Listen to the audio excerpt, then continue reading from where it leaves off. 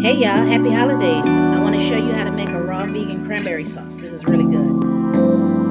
For the ingredients, you'll need 2 cups of cranberries, 2 cups of medjool dates, and a fourth cup of raw agave nectar. Okay, so in the food processor, we have the cranberries, the medjool dates, and 1 cup of water. Let's blend her up real good. Now you're probably thinking that cranberries have to be cooked and that this is going to be hard, but it's not hard. The S blade on the food processor is pulverizing the cranberries, and the cranberries are then going to stick to the medjool dates.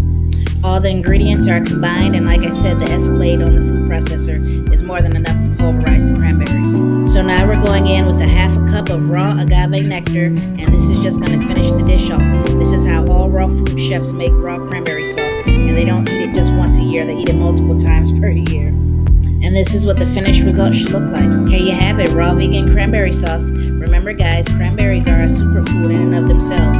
Every superfood doesn't have to have a label snapped on it and an exorbitant price at a health food store.